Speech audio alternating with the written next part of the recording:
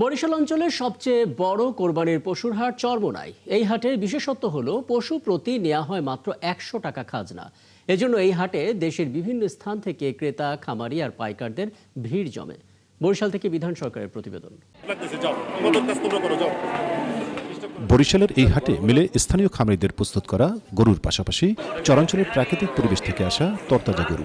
অঞ্চলের সবচেয়ে বড় এই পশুর হাটে এবার ৫০,০০০ থেকে ১০ লাখ টাকা পর্যন্ত দামের গরুর দেখা মিলছে। এটা ফ্রিজিয়ান গরু, এটা ৬.৫ মণ ওজন আছে। এটার দাম আমি চাচ্ছি ২,২৫,০০০। লোকে কাস্টমারে বলতেছে ১,৮০,০০০। ভীম লিকুইড এক ধোয়াতেই তেল চর্বি সব পরিষ্কার মাত্র ৫০ টাকায়। ওকে আমি বিগত ৪.৫ বছর পালন করছি। ওর লাইভ ওয়েট আছে এখন ১,০০৬ কেজি। আর ওকে আমার দাম চাচ্ছে ৭ লক্ষ টাকা। হারিল গাই ১ লাখ টাকা বেশি। ক্রেতা এবং বিক্রেতারা জানান এই হাটে সবচেয়ে বড় সুবিধা হলো গরু প্রতি মাত্র ১০০ টাকা খাজনা। এছাড়া নেই অন্য কোনো চাঁদা। ভালো আছে, চোতায় টাকা নেয় না কিছু না। আমাদের বিক্রি আলাদা কিনা ১০০ টাকা, সুযোগ সুবিধা সর্বদিকে ভালো। ১,১৪,০০০ আর একটা বেশি ১,৩০,০০০। না, এই বাজারে কোনো চান্দা মান্দা নেই। এই বাজারে প্রতি বছরই আসি, এই বাজার তিনি গরু কিনে নিই। ক্রেতারা বলছেন গেল বছরের তুলনায় এবার হাটে গরুর দাম কিছুটা কম। এজন্য রাজধানী সহ দেশের বিভিন্ন স্থান থেকে পাইকাররা এসে ভিড় করছেন এই হাটে, কিনছেন পছন্দসই গরু। এবার গরুর দাম একটু কম, গতবার সে অনেক কম। গরু প্রতি ৩০,০০০, ২০,০০০, ২৫,০০০ করে কম। ১৭টা গরু আনছি।